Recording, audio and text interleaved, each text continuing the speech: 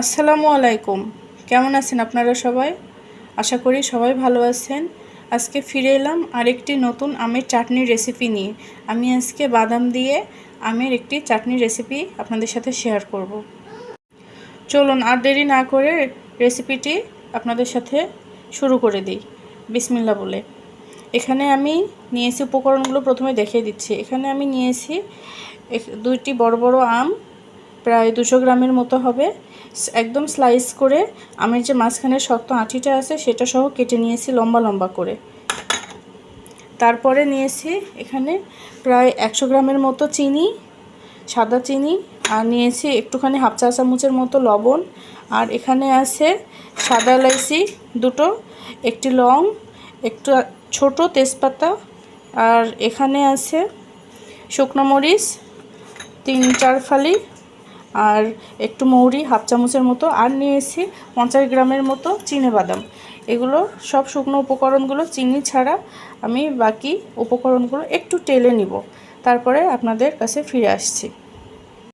চুলায় কড়াই গরম করে আমি ওর মধ্যে প্রথমে বাদামগুলো দিয়েছি, একটু নেড়ে চেড়ে উল্টে পাল্টে একটু ভেজে নিব, যেন এর খোসা ছাড়াতে কোনো কষ্ট না হয়। বাদামগুলো আমার প্রায় ভাজা হয়ে গিয়েছে। এখানে বাদামগুলো খোসাগুলো কালো হয়ে এসেছে আর ফোটাও শুরু করে গেছে। এখন আমি এগুলো নামাই নিব, নিয়ে বাকি শুকনো উপকরণগুলো দিব। বাদামগুলো আমি নামাই নিয়েছি। এখন আমি শুকনো মরিচটা টেলে নিব, আর শুকনো মরিচটা একটু হালকা টালা হলে তার মধ্যে আমি শুকনো মশলাগুলো দিয়ে নিব। শুকনো মরিচটা প্রায় হয়ে গেছে। আমি এর পাশে মৌরি সহ এলাচ, লবঙ্গ আর তেজপাতা, দারুচিনি দিয়ে দিলাম। আমি চুলার ফ্লেমটা বন্ধ করে দিচ্ছি। বেশি পোড়া পোড়া করে ভাজবো না, তাহলে তেতো হয়ে যাবে। এখন আমি এগুলো একটু ঠান্ডা করে ব্লেন্ডারে ক্রাশ করে নেব। এখানে প্রথমে কড়াইয়ের মধ্যে আমি পানি দিয়ে দিলাম। এখানে প্রায় হাফ কাপ পরিমাণ পানি দিয়েছি চিনিটি গলার জন্য। যেহেতু এটা চাটনি করব, তাই একটু পানি দিতেই হচ্ছে। এর মধ্যে আমি চিনিটি দিয়ে দিলাম। চিনিটির আমি পুরো শিরা করে নিব, আর চিনির সাথে আমি লবণটুকু দিয়ে দিলাম।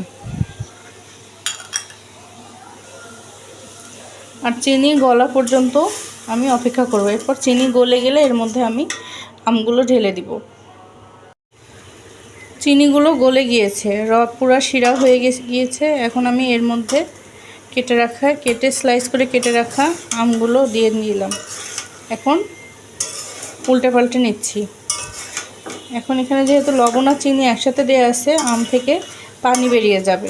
পানি বের হওয়া পর্যন্ত ওয়েট করব। প্রায় 10 মিনিট পর ফিরে এলাম।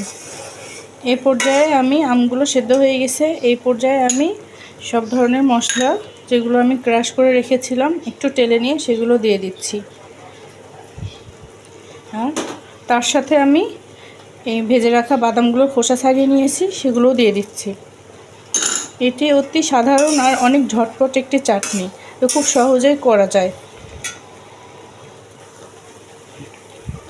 মশলাগুলো দিয়ে আমি নেড়ে চেড়ে নিলাম। এখনই নামিয়ে দিব। আর এখানে একটু লাইট কালারের জন্য জর্দার রং ইউজ করা যেতে পারে, কিন্তু আমি কোনো রঙই ইউজ করব না, আমি ন্যাচারালটাই রাখব। আপনারা চাইলে যে কোনো ফুড কালার ইউজ করতে পারেন, তাতে স্বাদের কোনো ভিন্নতা আসবে না। আমি গ্যাসের ফ্লেমটা অফ করে দিলাম। চাটনিটি আমার হয়ে গিয়েছে। আমি ঠান্ডা হওয়ার জন্য অপেক্ষা করব। এরপরে একটি জারে উঠায় নিব বা একটি বক্সে উঠায় নিব। আর যেহেতু আমি খুব অল্প পরিমাণে করেছি, তাই কয়েকদিন খাওয়া হলেই শেষ হয়ে যাবে। তাই আমি ছোট্ট একটি বক্সে উঠায় নিব রেগুলার খাওয়ার জন্য। আর আপনারা সংরক্ষণ করতে চাইলে এয়ারটাইট কোনো জারে চাটনিটি ঠান্ডা হয়ে গেলে এয়ারটাইট কোনো জারে রেখে দিয়ে অনেক দিন খেতে পারেন। আর এই চাটনিতে কোনো রোদে দেওয়ার ঝামেলা নাই, কিছু নাই। সরাসরি আপনি ফ্রিজে রাখতে পারবেন, কোনো সমস্যা হবে না। চাটনিটি ঠান্ডা হওয়ার পর চলে এলাম বাটিতে করে তুলে নিয়ে।